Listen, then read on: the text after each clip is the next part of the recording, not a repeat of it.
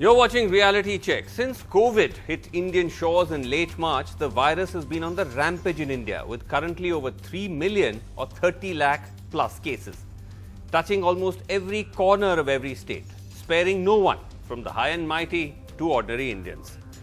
But for the first few months, statements from the ruling establishment and by its media cronies pinned much of the blame on Tabligh Jamaat, the ultra-conservative Islamic sect, whose gathering in Delhi, drawing followers from around the world, emerged as a super spreader of the virus. The strident attack on the Tabligh had strong overtones of Islamophobia and accusations of criminality. Taking the lead, the BJP IT cell chief, who sent out 15 tweets in the space of a few weeks targeting the Tabligh Jamaat, often in the most explicit Islamophobic terms. In one tweet, for instance, Amit Malviya, the BJP IT cell chief, equated the Tabligh gathering with an Islamic insurrection. Mukhtar Abbas Naqvi, Minister for Minority Affairs, called the gathering a Talibani crime by the Tabligh Jamaat. Shobha Karanlaje, a BJP MP from Karnataka, said there is a Corona jihadi plan behind the Tabligh meeting. Devendra Fadnavis, former Chief Minister of Maharashtra, said the Tabligh returnees are like human bombs. The Home Ministry also swung into action, asking states to act against the attendees. Hundreds of Indian and foreign nationals, members of the Tabligh sect, were booked and detained across India for a range of charges, from violating visa rules, which prevent those on a tourist visa from proselytizing, to charges of willfully spreading the disease, to violating curfew orders. But now NDTV has reviewed at least 7 orders delivered by courts across India over the past 4 months, which found little or no evidence of the charges against them. The most famous order, of course, much reported, is that of the Bombay High Court's Aurangabad bench, which struck down 3 FIRs against 35 Tabligh members. It said that the visa rules placed no restriction on them visiting religious places. It said there was no specific allegations on these foreigners propagating ideas or converting. It said it was a big propaganda that the foreigners were spreading the virus, and even said that the political government tries to find a scapegoat when there is a pandemic. It said the action of the government is mainly against Muslims, not against foreigners from other religions, and that the state government acted under political compulsion. Then there is the Madras High Court's Madurai bench, which granted bail in a case involving 31 Tabligh members. They were made to sign an affidavit admitting that they had violated visa conditions, but the court said that the acts of the petitioners has not prejudiced public tranquility. They've been in prison for more than 2 months. There's been no progress in the investigation. If the state insists on detaining the petitioners, it can only be characterized as unreasonable. Now, these are some of the well-known High Court orders, but my colleague Mariam Alave, who joins me on the show tonight, has actually been going through a number of orders of trial courts across the country, Mariam, which also have come to a similar conclusion. Yes, Vasu, we've reviewed at least 5 different orders of the lower courts in the country, ranging from different states, all who have come to the similar conclusions. For example, the Chief Judicial Magistrate of Faridabad in Haryana, they rejected charges of visa violation by the Tabligh followers and said that only charges of curfew violations would apply. They said that there was no evidence of visa violation, no evidence of them attending Tabligh event, and the accused may be released from custody. Another example is of the Chief Judicial Magistrate in Saharanpur, UP. The court here rejected again the visa violation charges and also charges of spreading the disease by 7 Tabligh followers. They said there is no prohibition in attending religious activities and that the charge sheet does not have enough evidence to even raise suspicion. None of the accused did any act to spread the disease, according to this court. Next, we have from Buxar in Bihar, the additional district and sessions judge, said that they granted bail to 11 Tabligh followers, and that they said that the police case was based entirely on an inspector's statement. There was no reference to any private witness or any documentary evidence against the accused. None of the accused were also found to be corona positive. Next, we have an order from Delhi, the additional Chief Metropolitan Magistrate of Central Delhi.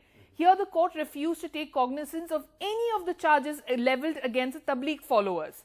They said nothing in the charge sheet to suggest that they had taken part in any missionary activities. They said there were no violation of visa norms and that none of the accused was COVID-19 positive.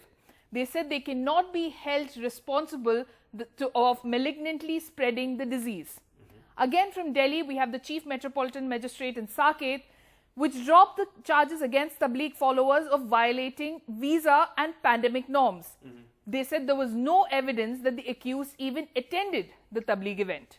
All right, so a number of orders there, Mariam. Thanks very much indeed for that. So a total, as we pointed out, of at least 7 orders that we have counted, which looks at how in case after case, the courts found very little evidence against these members of the Islamic sect for either having spread the virus deliberately or even for have violated visa norms, which raises the question about the manner in which they were turned into supervillains of corona in India.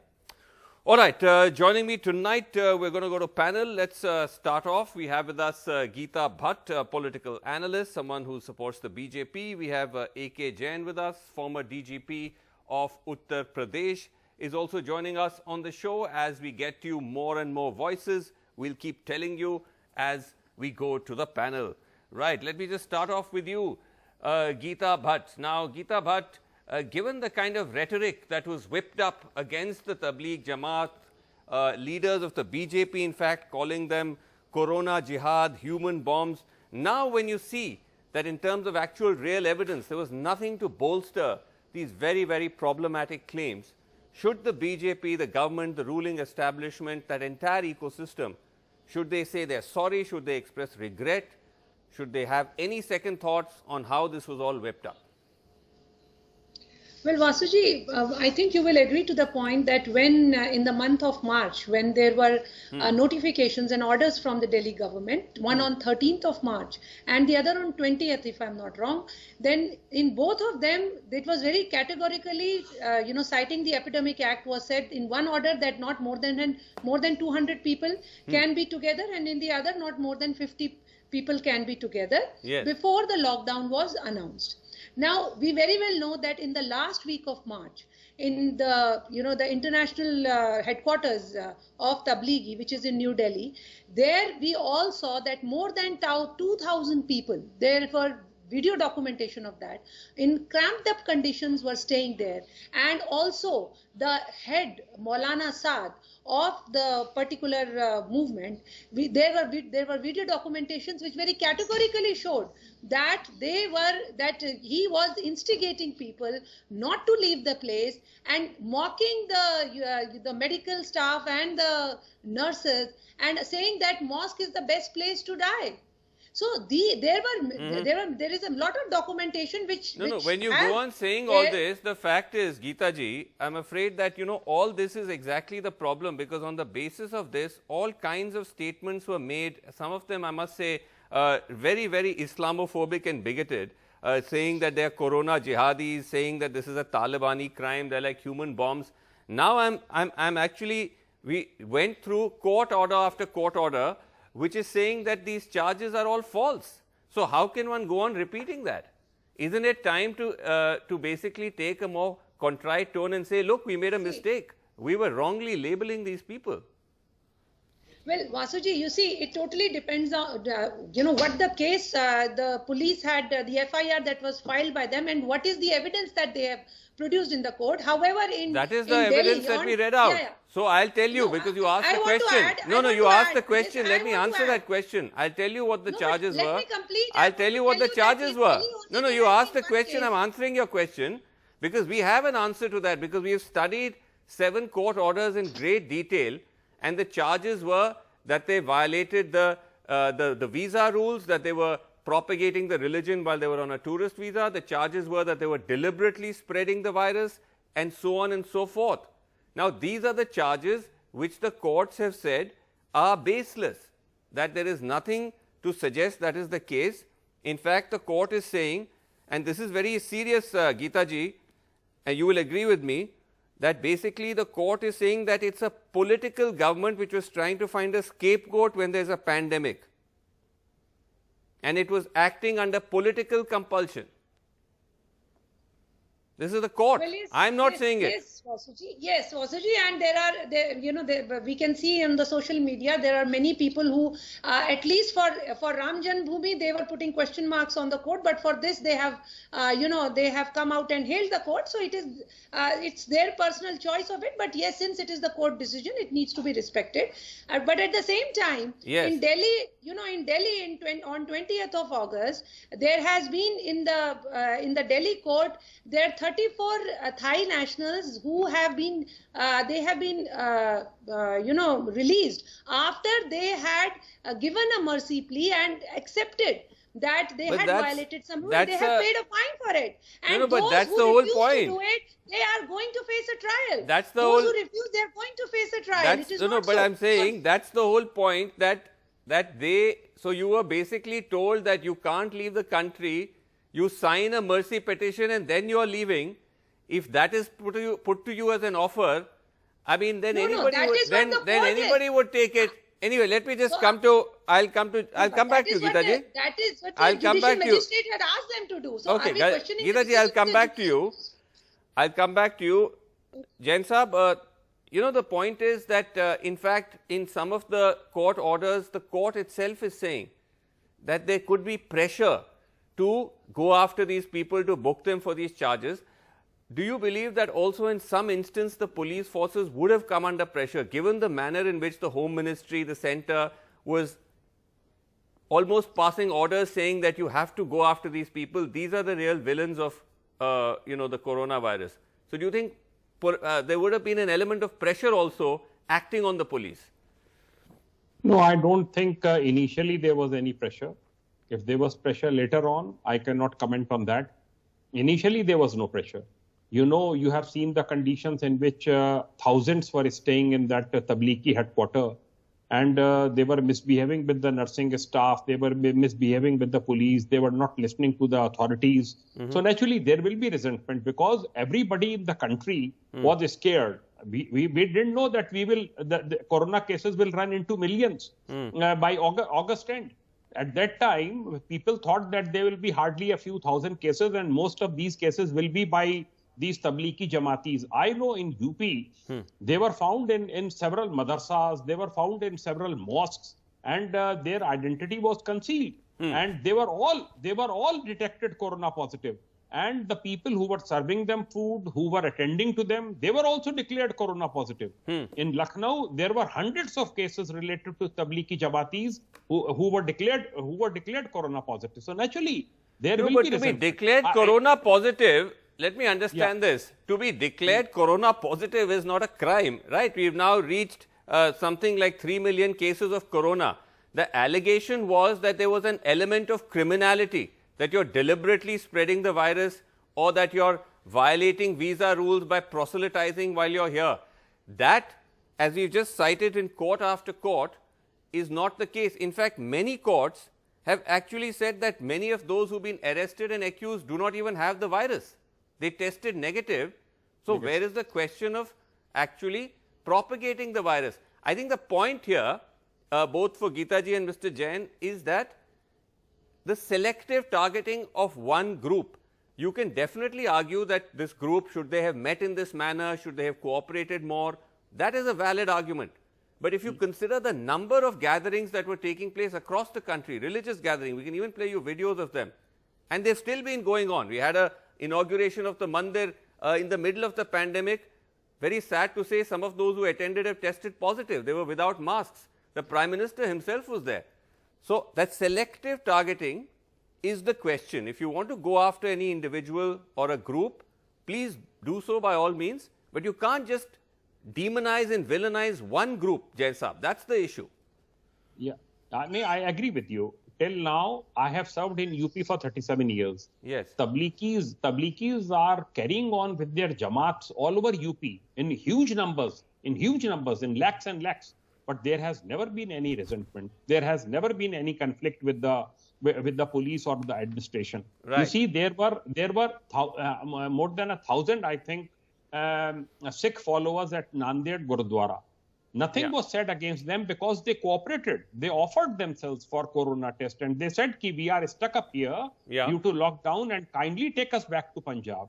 They were requesting the local police, they were requesting the district magistrate and SSP that kindly make arrangements for us. And Punjab government made arrangements. Maharashtra government made arrangements. But how were these groups? No, my point is that these groups, these other groups, how were they even allowed to meet in the first place? Many of these gatherings took place even after the corona restrictions lockdown had begun. The Tabligh event took place before the lockdown. Some of these events took place after the lockdown. But anyway, let me just go across to, we have another guest joining us, Talha Siddique. He's a Tabligh member and a British national. He was actually picked up or booked for charges. And now, Talha Siddique, just confirm this to us. You've been now cleared of these charges? Is that correct? Talha Siddique, can we come to you, across to you? Okay, this seems to be a bit of a problem. We'll just come back to you. But Geeta Bhatt, now you see the point is, as I was trying to say, that it can't be one-sided. You see, that's the issue. That there's a lot of outrage when there's a gathering of Tabligh Jamaat. Why was there no outrage when there were multiple religious gatherings at temples across the country, religious events, processions were taken out? Why were you not outraging about that? Geeta ji. Vasuji, when you raised about the 5th August, temple construction inauguration ceremony, there were only hardly 200 guests who were invited, 200 plus guests who were invited for, for an event for which lakhs of people from the community were waiting, aspiring to go and join. But none of them did that. But 200 is a big number, is it not? It was 200. It was No, followed. but 200 is a huge number. 200 is a huge number. It is a huge number. It depends on how much of area in which they are sitting, what kind of a sitting arrangement has been made. And coming to people have tested positive. Geeta ji, you must have seen, very unfortunate, the head of the Ram Janmabhoomi Nyas has tested positive. After that, several people who attended that event tested positive. Not a single word of outrage. Please listen to me. In Odisha, when the yatra had to take place, people had gone to, they had gone to Supreme Court, up to the apex court, and a permission was given. No, that's different. Only I didn't mention court, Orissa. when a permission was given, then only but there was, but in Ayodhya there was no court permission. In Ayodhya there was no court permission. Anyway, let me just go across to Fuzail Ayubi, advocate for the Tabligh Jamaat. Fuzail Ayubi, now you've been an advocate for the Tabligh Jamaat. The fact that these cases now in court after court are saying that there's no evidence. So how does that then square off with the entire impression that was created that, these Tablighis were the ones that were almost criminally responsible for spreading virus in the country? They were not cooperating with the police. Yes, so that on the face of it, I think goes to prove the point that these allegations were misplaced. And one thing which is very important, which is missed perhaps in this translation, is this, that since 1926, this is a self-reform movement which is born in India. The world over, it is being looked upon with respect. People from world over come to reform themselves, to learn and observe it here. And this is going on unabated since 1926. Two very important features of this is that they have continuously remained apolitical. There are very many important milestones which have taken place in the history of our country since 1926, but they have continuously maintained that position that they remain apolitical. And second important aspect of it is that they have been following the letter of law in its spirit. So no, but on the India and abroad, there are any allegations that they have violated any law as such prior to this incident. No, but in the specific instances of the charges against them, the fact that they were not cooperating with the police, the fact that they were violating the visa restrictions, these were the charges against them. And we looked at 7 orders, but I'm sure there must be many more cases across the country. Yes, there are, and we are, since we are in a very difficult situation, or everywhere the courts are not functioning. But wherever the courts are doing whatever they can, and we are getting orders, and as you said, that from Haryana, from UP, from Maharashtra, from all over the country, we are getting orders where they are saying that they are not even taking cognizance of the provisions which are being imputed on them under the Foreigners Act. If you remember, the first and foremost thing which was being alleged is that there is a visa violation. So far as visa violation is concerned, that is, and visa violation goes to that extent that even it is being said that they are doing conversion or propagation. Right. But here, these are the people who only meet their co-religionists. So there is no question of they going on even propagating or anything. So when they are restricting themselves to their community only and to themselves only, Right. so these allegations the court find are absolutely misplaced. But in some instances, though, we hear that some of them did accept or they had to sign a plea bargain to allow them to go back. Mr. Jain, that is the point, I think, that when your liberty is being jeopardized to this extent that you are stranded in a country for 5 years, where as far as its weather is concerned, food habits, language, everything is concerned, then I think anybody can tie down in 4 or 5 months and may say that, okay, be that as it may, please allow me to go, whatever it takes. So, and now even today and yesterday even, we have an order from the Delhi District Court wherein it discharged them under the violation as far as the visa norms were concerned. So this is something which is an ongoing process, and there are initial orders that are coming, and we are very hopeful that in the long run we will be able to satisfy the concerns of the court that these were all allegations which are completely misplaced. Okay, let me try and see if I can go back to Tala Siddiqui, who we were trying to connect with earlier. Tala Siddiqui, can you hear me now this time around? Yes, I can hear you, yes. Yeah, so sorry, so we were just, so you member of the Tabligh Jamaat, you're a UK national. Now, you were, I understand it, you were booked or you were charged, but you've been acquitted, is that correct? Yeah, so to say another word, accused. That's the best way to say it. Okay, and what were you charged with exactly? They said that visa violation, the first one. For visa violation? Yeah. Okay, doing what exactly? They're saying that we came on a tourist visa and we violated the visa requirements. I see. But your contention was that you did no such thing? No such thing, no. And so now you've been let off? Yes, it's been a week now. So our case has been completed. So within this week, we'll be flying back home. Were you detained at all? Yes, for 2 months in Bhopal. You were detained for 2 months in Bhopal? Yes. I see. And now what? You're going back? Yeah, we were going back home, yeah. You're going back home? Yeah. All right. Tala Siddiqui, thank you very much indeed for being with us. This is, I think, the concern, Jain Saab, that, you know, certainly if people have violated the law and if they've done anything wrong, one should go after them. But when it's done in a one-sided manner, B, if you just do it in a sweeping way without evidence, then these cases are going to fall apart. And then it raises the question about this huge, campaign almost that was built up, which, as one of the courts said, was done for political reasons. Mr. Jain. Should I comment? Yeah, okay. There was initial euphoria about coronavirus, and because coronavirus cases were coming, suddenly they were coming in large numbers. Yeah. So that's why I think these people were blamed. As I've told you, I have served in UP for 37 years. Yeah. There is no Hindu-Muslim divide as such regarding religious activities. The Hindus participate in Muslim festivals, Muslims participate in Hindu festivals.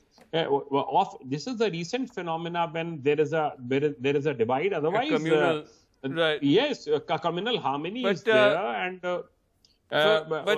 and I feel sorry. I feel sorry for these people who have been detained. But but on the point of the communal part, I just want to ask Geeta ji, because Geeta ji, we are now completely out of time. One more chance or one more occasion, I'm going to ask you again that regardless of the legal or the police aspect of it, do you at least express regret, or do you feel it was completely unwarranted to use this kind of language to demonize them?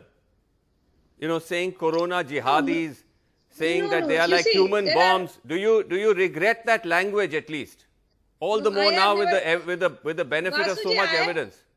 I have never used such kind of a language. No, the fact that BJP leaders use this language. No, the fact that BJP leaders, do you regret that? Vasuji, please remember that, on 31st of March, I remember categorically very well, when there were around 300 cases. And at that time when, this discovery of 2,000 and plus people were made, the corona cases went by the end of the March more than 1,000. I'm talking of the language. But how does that justify using terms like corona, jihadi and Islamic insurrection? That's my question. That's the point. You see, there were nearly 1,000 foreign nationals. Whether there were 1,000 or 2,000, how does that... how can you use such language? No. So are you saying it is okay to use such language? No one should use such a language. That is it. That is the point. But the same thing can also be raised when there are people, there are leadership from the Muslim side, which time and again comes out and tries to use victimhood. That attitude should also not be there. Okay, but at least I'm glad at least you concede that language was unfortunate. We're completely out of time. Thank you so much for joining us on Reality Check. Thanks so much for watching. Good night.